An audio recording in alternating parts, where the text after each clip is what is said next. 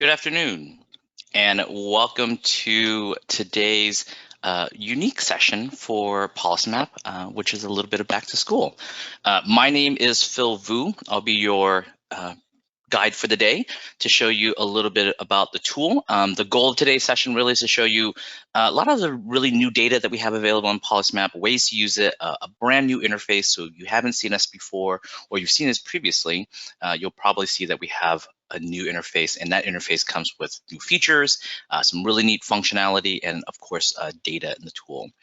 This is a GoToWebinar format, which means everyone is muted at the moment. So if you have any questions, we always hope you do have questions. They are done through the control panel of the GoToWebinar session.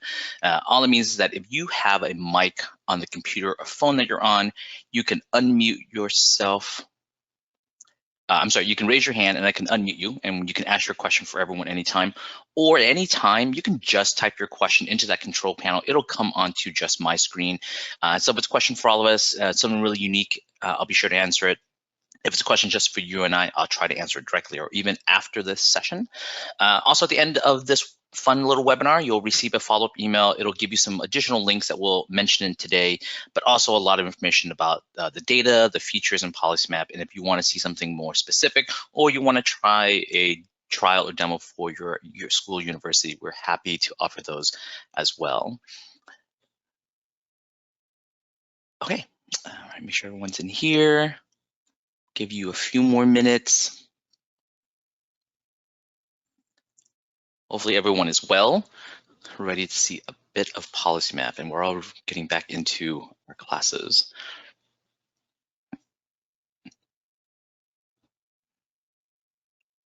Okay, so I'll just give us a little bit of introduction, and that way you'll see or understand a little bit about where PolicyMap is coming from. We are part of a larger parent organization called Reinvestment Fund. They are what is called a CDFI, or Community Development Financial Institution. All it means is that a CDFI is a commercial bank that is a nonprofit that helps revitalize neighborhoods through very specific lending, and that lending is to help focus on low and moderate income communities for us. In the case of Reinvestment Fund, their specific programs that they invest in are things like charter schools, grocery stores, community health centers, and then of course affordable housing. And the goal of those investments are really about trying to make better a community. And so PolicyMap is really the genesis of that idea. We needed a tool to be able to do the analysis that we're doing, and so we created this really neat tool that allows people to access all that data that we were accessing, be able to visualize that data, and then start really making unique ways to use that data outside of the tool. Make maps to share in publication or studies or research or even applications, and of course even access that data to add into their own platform. So again, today's session is neat. We're going to show you just a little bit around the tool. We're going to highlight a lot of data, and then I'm going to show you how you can use that data either directly in the tool or even outside of the tool itself. Some basic stuff about PolicyMap. We are an online tool, so the map itself is fully interactive. You can click and drag the map around. You can zoom in and out pretty easy. Hopefully you're seeing that screen. The two search bars in the very top are very helpful. Each one does a very specific thing. The data search is probably the most unique tool you're going to use if you jump into the PolicyMap site.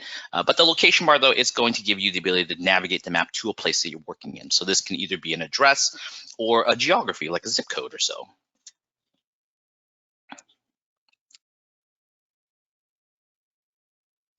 You can type in cities, you can search for predefined geographies like states, congressional districts, school districts, and so forth. So I'll go to Oregon for us today. Once you get to a specific area, the next step really is to add data into PolicyMap, and that data is available on these tabs above the map.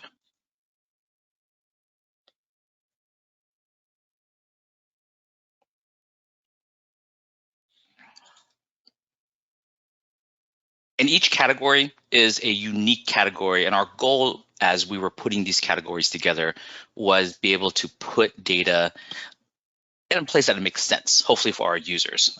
So let me go through some of these and highlight some of the really unique data sets that might be of interest. And if there's any questions or you want to see something that we have pointed out, again, just type your question or your interest into the webinar chat, and it'll give us a chance to take a look at it. But if we start at something really simple like demographics, it's probably variables that you are familiar with. It's things like population data from the census, it's racial, ethnicity, diversity, is age, and so forth. Our data comes from about 200 different sources, depending on where you're looking for data from. A big chunk of our data is from the census, but from the census, if you are familiar with it, it is a lot of ways the census publishes data. So it does start out some really simple, again, things like population and so forth, but then you get into things like veterans information, family types, election data, and such. So if we were to add something simple like race, and instead of looking at just one race at a time, you can see individual races here as you navigate through the menu. But you can also join all the races together into one complete map to showing you what we call the predominant race map. So that's a really good example.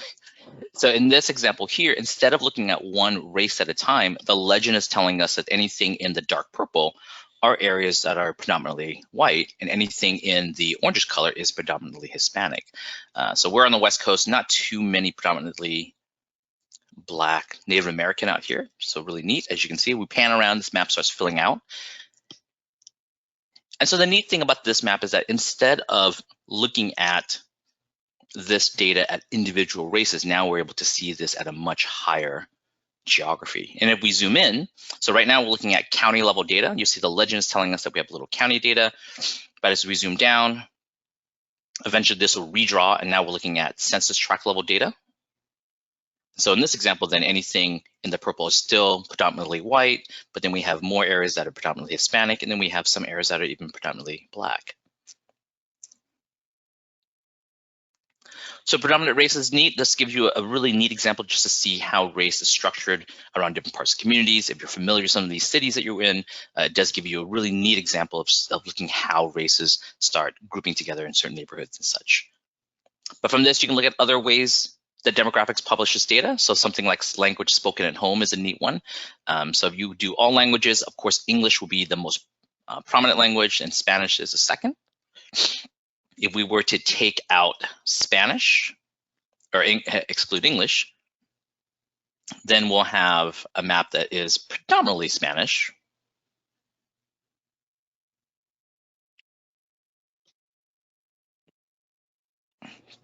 But then we'll have other areas that are Tagalog or Chinese.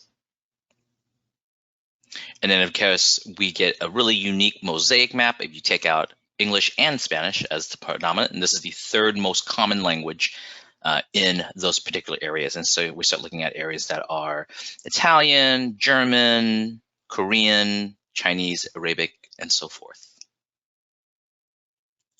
So as you can see, demographics can be really simple, things that you're familiar with, like population, race, and age, but it can be really complex and unique data sets like language spoken at home, veterans data, homelessness, and even family types, and even election data, including voting turnouts and elections. Under income, it does start out with some really basic income variables that you might be familiar with, things like family income, household income. Then we get into things like poverty information, so persons and families in poverty. But then there are some really neat data sets that are also related to income, but it's on the spending side. So that's why it says income and spending, which includes things like how much households spend on things like housing costs, food costs, alcohol, education, and such. And then we just updated a really neat data set under food insecurity, which talks about total food insecurity by persons and by children. So this is at the county level, unfortunately, but you can see if you look at this data across the state or even across the nation, you can start looking at areas that have a high percentage of children with food insecurity rates versus other areas as well. So really good question about how to read some of the data and getting more information. So we'll get into that as well. So when you do add data onto the tool, the legend in here will give you all the information that you're going to use to be able to read the map. The first, of course, is the colors, giving you an idea of what the value of the ranges are being shown on the map. But more importantly, sometimes is the details of the data. So if you click on this little eye icon, this will give you what is called a data description. And really what this does is explains the meal gap project data that is created by the Feeding America program and how this data is created. And even further into that is if you click onto the C data directory link that's in the description, or even the link in the source here, this will take you to our data dictionary page. And the data dictionary page is actually where we list every data provider that we use in PolicyMap. And within each entry is our chance to be very transparent about the data, how it's here, how it's processed, and then any parts of the data that we access. So again, this is from the Feeding America program. This link here is a raw data, so you want to go to the raw source, you can do it here, and then a little bit of a very simple discussion of how we process this data. This is a pretty straightforward data set for us. As you can see, every data set has an entry, every source has an entry, and every source has a link to the raw data. Food insecurity is a really neat one. So again, we continue down this process. There are not only just looking at total children, but you can also look at children that are eligible for programs that are, in this case, you look at children that are not eligible.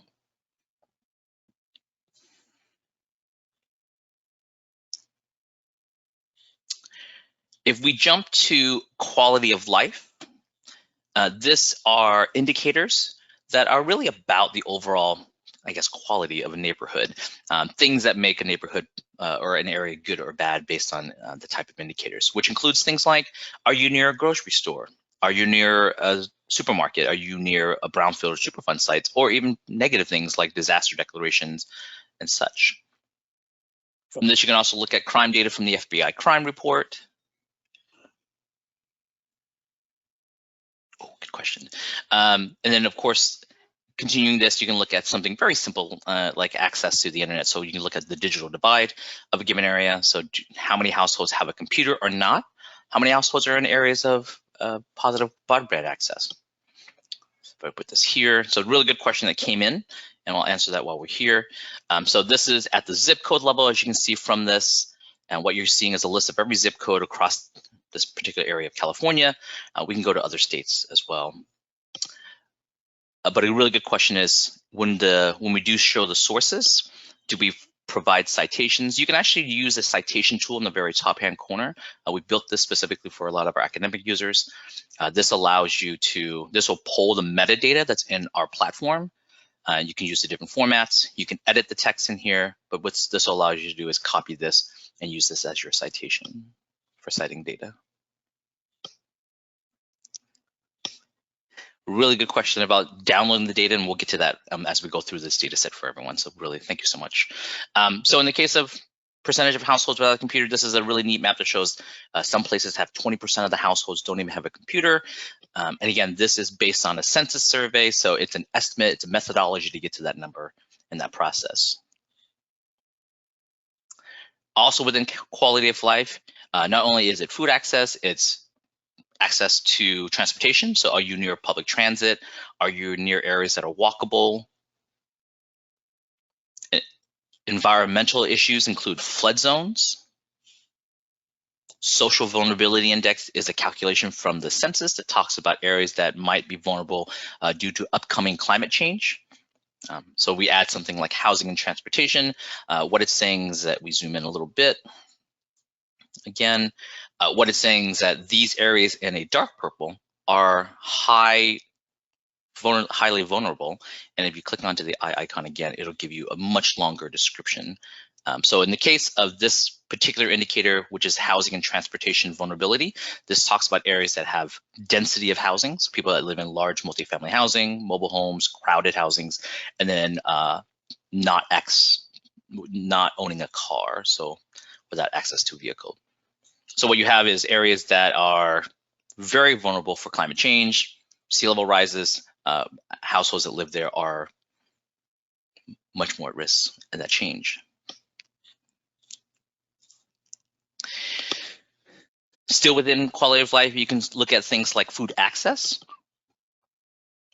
So are they in areas that are considered from the USDA of food access? You can overlay grocery stores to see how that distinction is. And of course, if we zoomed out, we can color code this? Oh, good question. So now you can start seeing areas that are full service, which is a full grocery store like a Safeway or a Giant or Acme, depending where you're from, versus a corner store, which tend to be limited service in that access.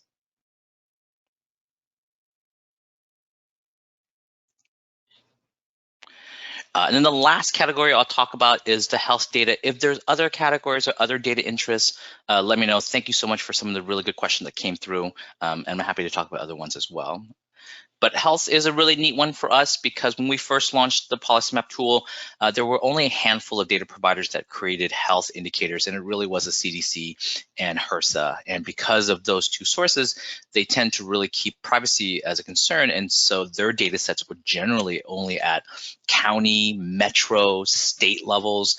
So it's hard to use those types of data sets if you're looking at a much more localized area.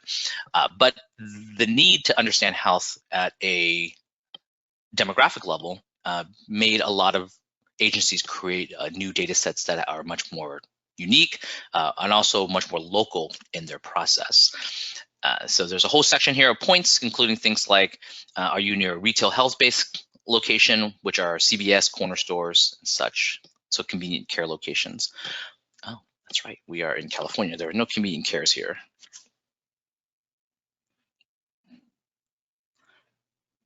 We have an update to these points.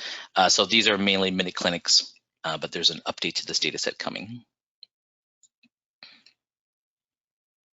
Still within health, you can also look at health conditions. So things like, what's the percentage of adults that might have asthma or depression or diabetes? So this gives you a really neat map that shows, this is from CDC Places. This used to be from a program data set called BIRFSIS, which is the Behavioral Risk Factor Surveillance. Again, clicking onto the eye icon will give you the metadata for it, but also the source link will give you much more information about CDC Places.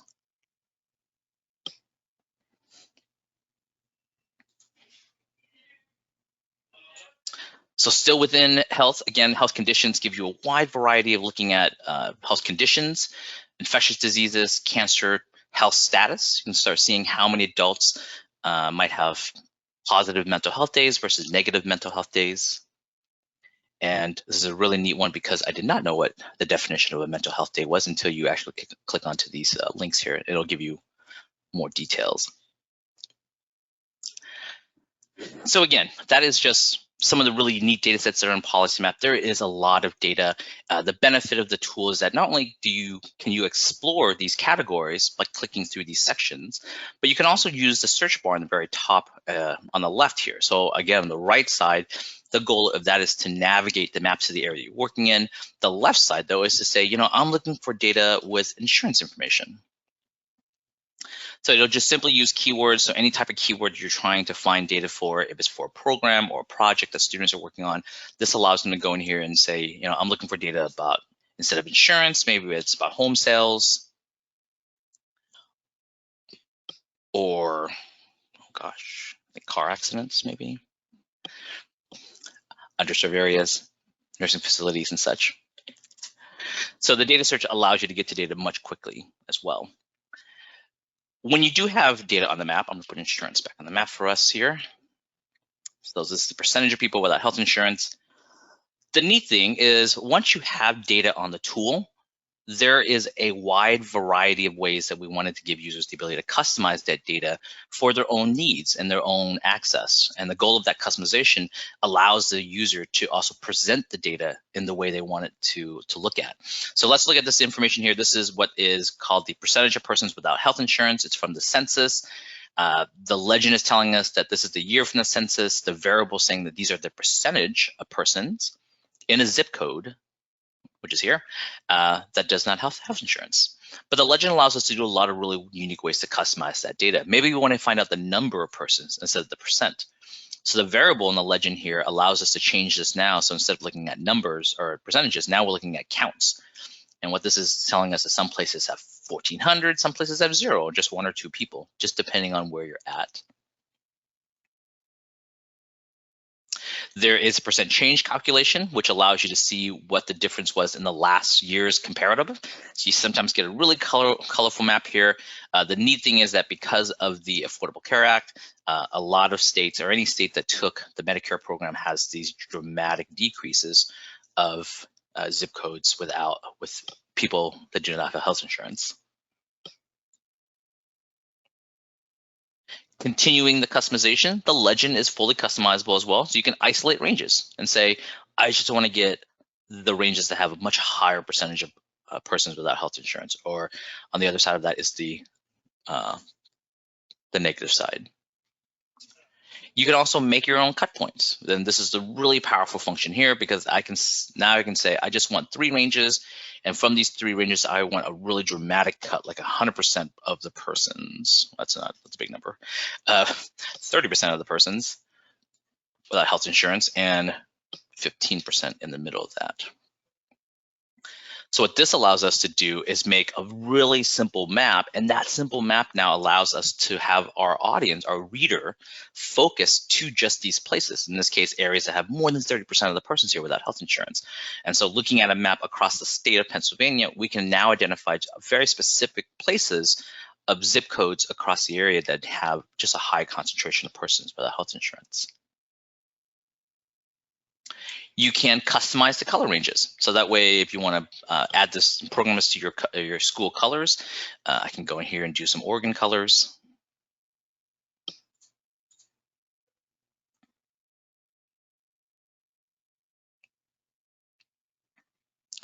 And so this makes a customized color range for us as well. Some final things that are really unique, you can also change the boundaries, of course. Oh, really good question. Yes. So a really good question about the ranges that are here. 8 is the max here. We are adding some additional in the future ways to calculate this. So the question is, how are these ranges created? So right now they are quintiles. Yes. So they're based off of 5, and so eventually we'll have 10, and then we'll also be able to change the calculation of this. So instead of just quintiles, it'll be other types of visual calculations, and I apologize, I don't have the terms for them.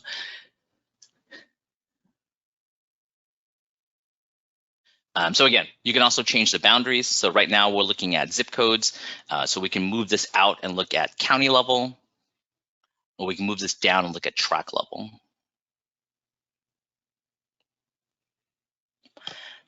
As with all things in PolicyMap, you can print this map out, giving you a chance to take this map outside of the tool. This interface here is fully interactive, so you can click and drag the map around. You can zoom in and out. The title is editable. You can change the font, larger and smaller, change the orientation of the map. You can move the legend around if you need to, and the formats, and even add and remove features. So the export would download directly into your desktop. If you're an academic user, it'll also download right into the browser as well. You can share these maps with other users. This is a unique function that allows you to do a couple of different types of shares. The link, so understand that the print function creates a static map. It's just an image of the map and a snapshot in time of that data. But the share feature allows you to actually make interactive links that you can send to somebody. You can email that link. You can embed the map. This allows you to create an interactive map that sits on a website, and that interactive map allows the user to, within the window, to pan around, to click and drag things around as well.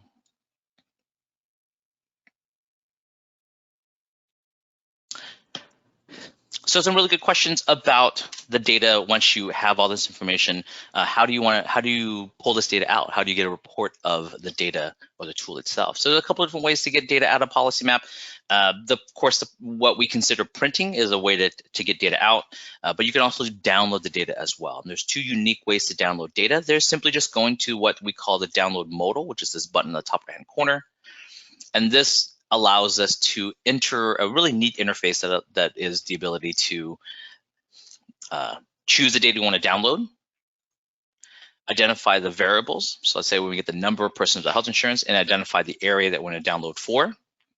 So I'll do the entire US. And then I'll get every county in the US. How about that?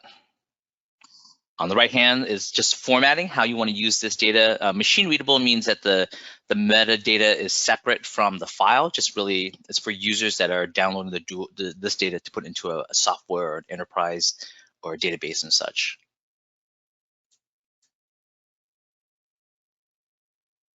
You can download points. So that's one way to download. The other way to download is unique for our users that use the tool. This allows you to actually say, I want to download data for Philadelphia, let's say. Once you get there, this bubble will pop up and give you the ability to choose the download option here as well. And so this works exactly as we saw in the modal, but instead of the modal interface, this is live on the site. So this site here is synced to the legend as well. So again, we want to get the number of persons without health insurance.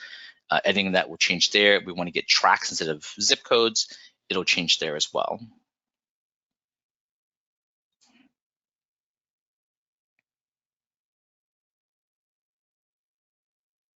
And then hopefully that'll generate for us, and I'll show you what that file looks like.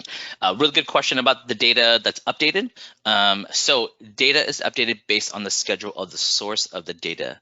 And so depending on the data set, let's say we look at the census, we click onto that, you'll see last updated will be here. Most data sets are updated annually, mainly because that's really when the source itself updates. There are data sets that update quarterly. There are data sets that even update monthly, like BLS, which includes unemployment data. So it just depends on the source of the data. Generally, most data sets are annually done, and the date of updates is just based on when that source comes out.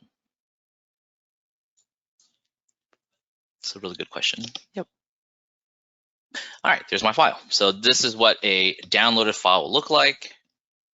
We'll get that here. So this is a list of every county in the entire US. And what we actually get, though, is the number of persons without health insurance in each county. So if you're familiar with databases, you'll know that this GeoID is sometimes called a FIPS code. This is the formatted FIPS, and this is really helpful for users that are wanting to take this data and put it into another database or even another spatial software like ArcGIS or QGIS. You can take these boundaries here and join them to a boundary file. But this is the export, and that's what it would look like. So all the rows of every county and the values for those counties.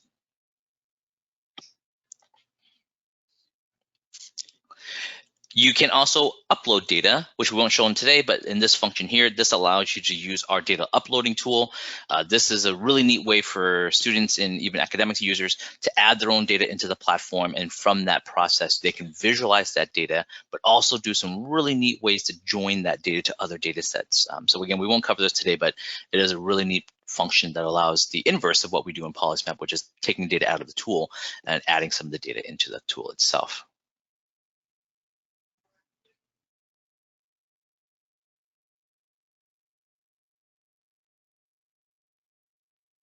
And then finally, in today's session, I'll show you one last feature, which is the ability to overlay multiple layers of data. So far what we've shown you is what we call a single layer map, and those single layer maps, the goal of those maps really is very powerful because it gives you the ability, the person the ability to visualize that data, do some really neat customization so they can present that data in their project or functions. But a lot of times users are looking at the ability to see how those data sets might interact with each other. And so we create that function that is called a multi-layer maps. So let's say we look at something like health insurance data one more time. And of a map that says these areas have a high percentage of persons with health insurance, maybe we want to find out, is there a correlation to persons that are living in poverty? Is income one of these factors that could relate to that? So if we were to change this over to persons in poverty, what the map does, though, it actually flips the map and we look at the secondary map. So what you could do is make a series of maps and see how those places compare, but what you really want to do is see how those layers look like with each other. And so to do that, we're going to switch the view from a single layer map on the right hand side here to the multi-layer map. And what this does is changes the interfaces a little bit, but also gives us a bit of a different function. So what you saw from single layer map was that it gave you 5 colors in this case, which is our quintiles by default, but it gave you colors, and each color represents a percentage that these geographies fall into. The multi-layer maps is going to give you one color, and that one color then is up to you to determine what that range represents. So in the case of persons living in poverty, it starts at 0 and it maxes at 100%. And we can slide the slider left or right, or enter the numbers in ourselves, understand that left is greater than, of course, and right is less than. So if we were to move this number and say, show me places greater than 30% of the persons here living in poverty, the map redraws and only places in purple match that criteria. We can also click on the areas around it and you can start seeing places that have much lower percentages versus the areas that we selected. And so from this, we can add the next layer and we can put uninsured population back on the map. And while the percentage of persons with health insurance, it is also at 0 to 100% range. Visually on the map, though, we're still at that first cut point of at least 30% of the persons here are living in poverty. So if we were to move this number up to, let's say, 7%, and now only places in purple are places that meet both criteria of at least 30% of the persons here living in poverty and at least 7% of the persons here are without health insurance. And again, we continue this up to 5 layers in the multi-layer maps. And the goal of this tool is really unique because it does give users and students the ability to do some really neat analytics about neighborhoods, understanding places that match very specific criteria that they're working in. So if we combine this with persons living in poverty and persons without health insurance, maybe we want to find out of these ones, how many of them have access to a car.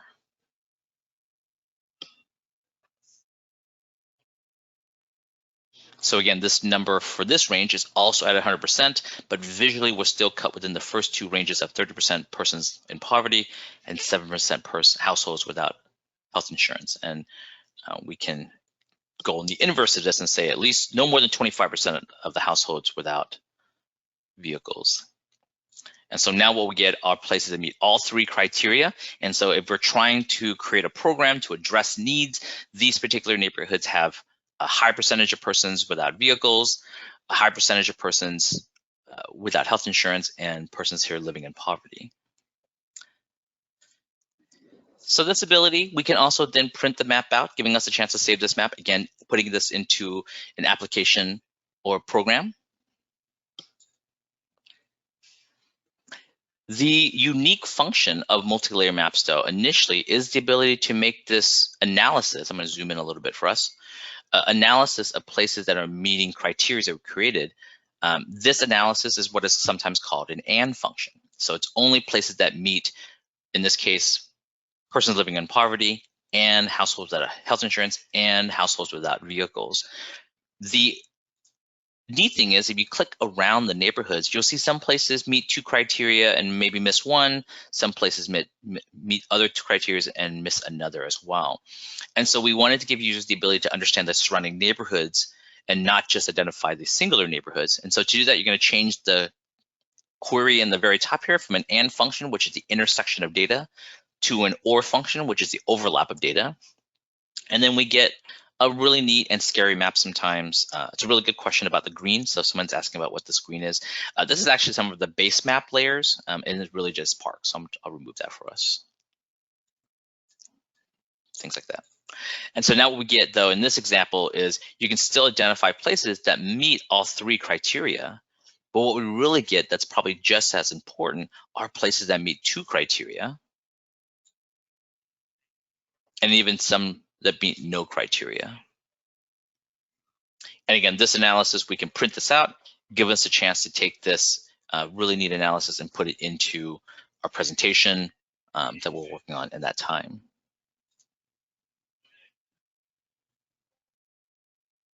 Okay, so I'm gonna take a really big pause here, try to answer any question. I'm gonna reset the maps for us, but if you have any other questions that you might have, I'm happy to answer them while we're here. Some of the ones that did come in are data related. So again, some of the sources of the data, it just depends on where you're pulling from. The question was about food insecurity data and where the Feeding America program comes from. So if you add this to the map, as I mentioned, the Feeding America data is only available at the county level, but if you click on to the source for Feeding America, this will take you to the entry for them. all the basic entries, but really more importantly is these meal gap links here. Again, you can take this directly to the data and the source. And so with this, you can see the methodology that they use to produce this. And we were just given permission to be able to put it into the PolicyMap tool for users to interact with. Yeah, so the question is how often is this particular data set updated? So in the case of Feeding America, it is recent as of, I believe, fairly short. We just updated ourselves internally, but this will give you an access to that information. Okay, let me know if any other questions you might have. Sure. So one of the questions is about some of the reporting functions. So the way the tool works, as I mentioned, you can download the data, which we showed. And then the other one that's really unique is also reports themselves. And for us, a report is actually a predefined report in PolicyMap. Really what this does is that we created 4 unique reports. Each one of these is a grouping of very similar data sets built around that report. So something like a community profile report is simply just a demographic report. It's giving you a chance to look at very basic demographic variables. There's a housing report, there's a home report, and then there's a really neat health report that's related to the general health data reports that we create here. So with this, we can enter, let's say, we'll stick with Philadelphia County for now. And so what this does, instead of looking at data again visually in the map or downloading individual data sets, this is actually an aggregation of data sets in PolicyMap in one contained report. So this is a report that's broken out by these categories, which includes population, healthcare, general health, mobility, mortality, food security, and such. So we scroll down, we get sections that are populated. So what the population was, number of families, number of households, the change in population, so quite a growth. Then we get to racial, ethnicity information, the trend charts. Really good question about trend charts. I'll show you some of this as well if you want. So the purpose of the reports in PolicyMap is that this gives users the ability to jump into the tool and just get pre-built reports that will collect data for them from one place.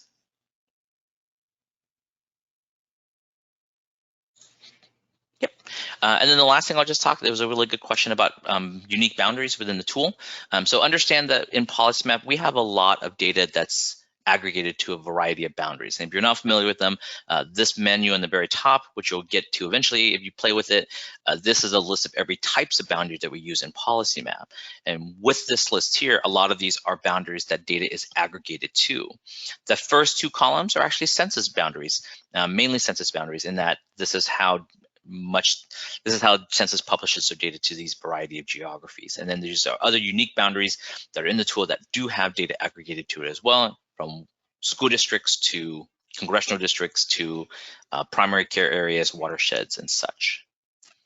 These boundaries are what we call predefined boundaries, meaning that they exist within our universe and you can search for them, you can find them individually, but we do understand sometimes users are looking to make their own. And so to do that, we have this little other button on the top here that we call a custom region. And what this actually does is it allows you to make your own boundaries in the tool. So this is a really neat tool that we use for a lot of education tools. It allows a student to navigate to a neighborhood they're familiar with, create their own unique neighborhood boundary they might be familiar with, and then get information for that unique boundary. So there's 2 ways. There's a handful of ways to make what we call a custom region. The draw is a unique way to just click onto the map. And this will drop a pin in the areas that you're trying to select. You can zoom in, you can pan the map around. And eventually when you click onto the endpoint, it'll close it and give you a chance to give it what we call a custom name.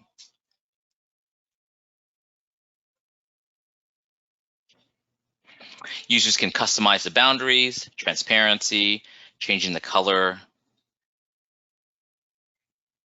So a drawn custom region for us is unique because it doesn't care about any of these boundaries that we are looking at here. This really is the ability for that person to just really draw an area they're familiar with or they are trying to identify on the tool.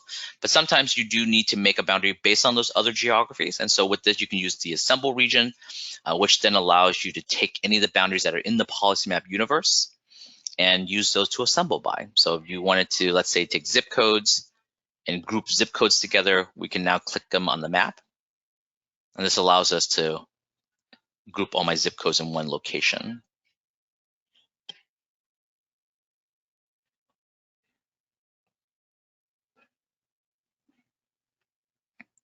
And then with All Things in PolicyMap, they can print this map out, giving them a chance to have a map that shows visually what their boundaries look like. So again, use that in their work presentation. You can download the data just for the areas within your region. And then of course, you can also share your boundaries with anyone else within the university. So this is a really neat tool for a lot of our professors that use the tool.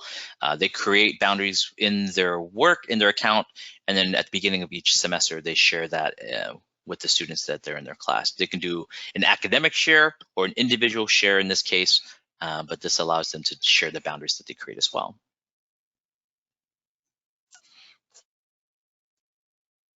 Right, any other questions, let me know. Thank you so much. Hopefully this gives you an idea of some of the things that we have in PolicyMap. Again, we have over 200 sources of data, about 85,000 in data layers to choose from. So there's a lot of information in the tool. As you can see from today's session, there's a lot of ways you can interact with that data.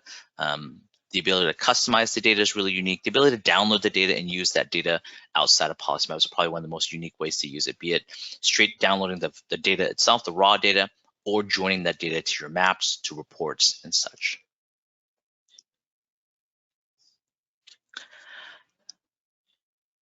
Okay.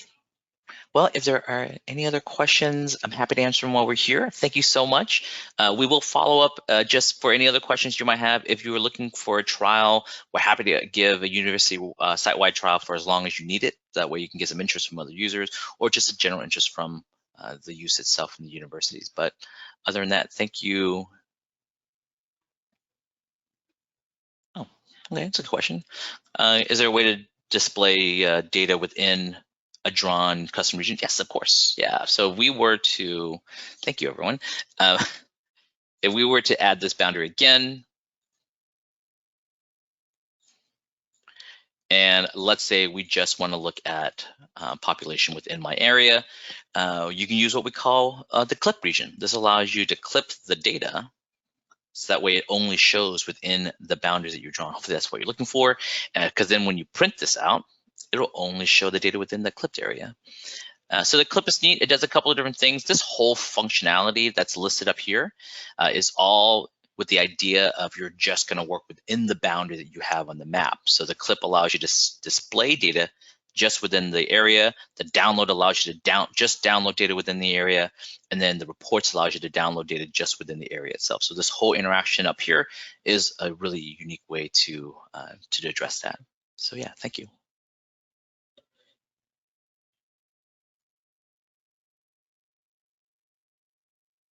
All right. If there are any other questions, let me know. I'm happy to answer them while we're here as well. But thank you so much for your time. I'll give you about 15 minutes of your day back. But yes, if you need anything, you see anything, please contact us, and we're always happy to show you more about PolicyMap. But thank you so much for a bit of education about the tool. This is a good question. This is being recorded, and we will share with everyone afterwards. So that way, if you do want to see it again, you can always share it with other users, but we'll have a recording for you to access. So yes.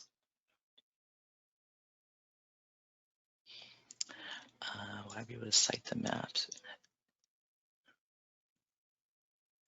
Oh yeah, sure. So we're still here. Awesome. So some final questions that came in, which is, can you cite these maps in your manuscripts? Yes. Though if you print the maps out, you can add all of the metadata and descriptions that are here. The sources will be here in the legend already. If you're this is a very simple data set, so the citing will be very limited, but if you add something, if we go back to, let's say, Feeding America one more time, the citing up here will give you all the metadata from Feeding America, the source link itself in there. So hopefully that gives you your answer. The other question is, do you want to see trend data? Yes, there's a way to look at trend data. I'm going to add something really easy for us. I'll just do something really easy like income. And again, if I clip this, so the trend is done in a couple different places. It's actually done in the tables. So if you were to select the table link here, again, this whole interaction allows you to change it from the download to the clip to the table. And within the tables, you'll see there's a trend function. It's not available for my polygons. I apologize. It's supposed to be for my counties. There we go. So with this, you can see trends within the window, but you can also expand this trend, again, while we're in the sidebar, to a full map. And this allows you to compare trends across different geographies as well. So you can see how Philadelphia County compares to the state or the nation. And all this is exportable, so this will save as a PDF or as PNG, allowing you to add this image into your presentation.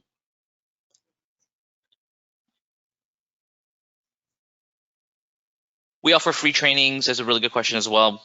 How much support is available for anyone that uses the tool? There's a lot of different places. We have this fantastic little buddy here we call Pam, which is maps backwards. We love our marketing people. What this does is allows you to say, because we have the sidebar open, this will actually find all the guides for the sidebar.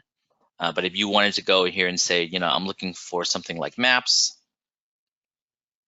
this will show you all the different map tutorials we have available. So this is a neat way to get to our tutorials. On the top page here is a straight form that allows you to just submit a question, and then the support link will actually take you to that support page that Pam links to. So from this, this has guides, videos that talks about the tool, some really neat ways to interact with the data, all the underlying features as well. So we have a lot of supports. We offer free trainings as well. Today's session is really about trying to show you all the neat things and really about the data that's in PolicyMap, but our trainings do focus individually, if we go in here, on the different features. Sure. The question, how do I get to Pam? It's the little icon in the bottom left-hand corner here is what we call Pam.